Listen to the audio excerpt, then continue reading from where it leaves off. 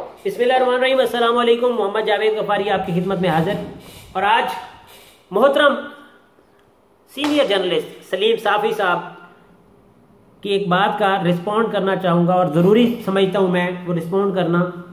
मोहतरम सलीम साफ़ी साहब, आपने फरमाया है कि मेरे खिलाफ वज़ीर आज़म हाउस से साजिश हो रही है।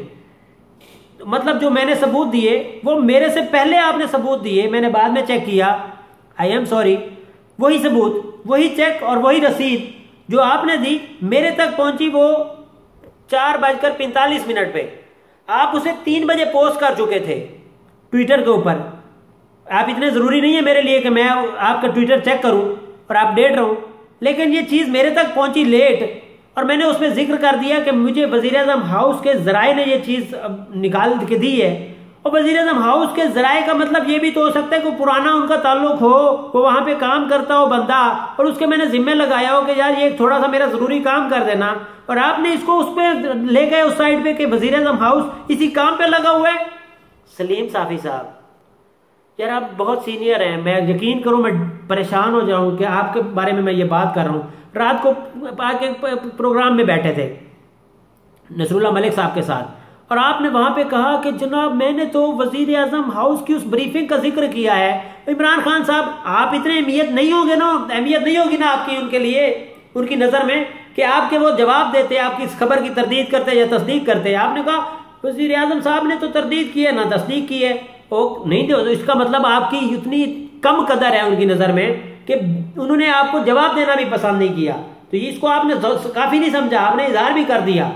और भाई अल्लाह माफ करे, कोई बात करे पाकिस्तान के खिलाफ, कोई भी बात करे तो उसका वो बात मैंने सुनी हो, वो बात अगर मैं आगे जाके किसी स्पीकर में करूंगा तो वो उसकी मर्जी नहीं होगी, वो मेरी मर्जी होगी। आप जो रात को लॉजिक समझा रहे थे ना कि देखें मैंने तो एक जराए वजीर आजम की हाउस की खबर दी, मैं रिपोर्ट नहीं की थी, मैंने जस्ट बात की थी और उस पर उन्होंने तरदीद या तस्दीक नहीं की, तो वो मेरा थोड़ी था, वो वजीर आजम हाउस का मसला था। नहीं साफी साहब, वो आपका मसला था।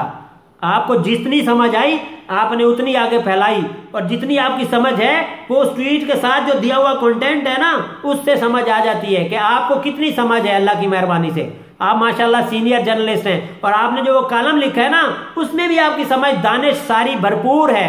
आपकी जितनी समझ और दानिश और जितनी साफत है ना वो आपने उसके अंदर बता दी है। और मोहतरम सलीम साफ़ी साहब, मुझे तो अब वो पता भी चल गई हैं चीजें आपके बारे में कि आप भाई को कहीं नवाजाते रहे, कहीं रेडियो के डायरेक्टर लगवाया, कहीं भाई अपने आपके सगे भाई की बात कर रहा हूँ, उनको आप मुख्तलिफ जगह पर कहीं एक निजी टीवी के अंदर भी आपने रखवाया। वो अहल इस तरह होते तो वो कहीं एक जगह पे खुद ही लग जाते, लेकिन नहीं, आपने 3-4 जगह पे लगवाया। उसके बाद मुख्तलिफ दौरे किए, उसके अंदर आपको जो फंड मिले वो चीजें भी हैं। अल्लाह माफ करे, मैं उस साइड पे जाना ही नहीं चाह रहा, लेकिन आपने जो बात की है ना, जो मेरे पे इल्जाम लगाया है, मुझे किसी ने पक्के बंदे ने बताया कि वजीर आजम हाउस ये पीछे लगा हुआ है। खुदा पाक की कसम खा के कहता हूं, मुझे वजीर आजम हाउस के मौजूदा बॉडी में किसी बंदे ने ये काम जिम्मे नहीं लगाया। दूसरे नंबर पे आप जो फरमा रहे हैं ना कि यूथिये सारे मेरे पीछे पड़े हुए, आपने तो सहाफत को भी बदनाम किया है। बगैर किसी सबूत के आपने कह दिया कि नवाज शरीफ के सारे अखराजात वजीर आजम हाउस के नवाज शरीफ उठाते थे, और नवाज शरीफ आपके शायद उठाते हो लेकिन वजीर आजम हाउस के नहीं उठाते थे। और आपके भी अगर नवाज शरीफ के रेफरेंस से किसी ने उठाए होंगे तो वो वजीर आजम हाउस से ही आए होंगे। सलीम साफ़ी साहब, आप भी गलत हो सकते हैं, जरूर सोचिएगा। आपने ये जो बात की है ना, जो हमारा जो बात कर रहा है आपके खिलाफ साजिश वजीर आजम हाउस से कर रहा है, जरा सोचिए सलीम साफ़ी साहब, ये आपने क्या कहा है। आपको ख्याल करना चाहिए, किसी दिल आजारी इस तरह नहीं करनी चाहिए।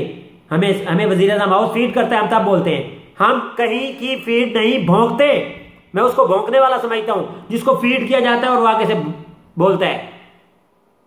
Please mind your language and mind your knowledge and mind your journalism.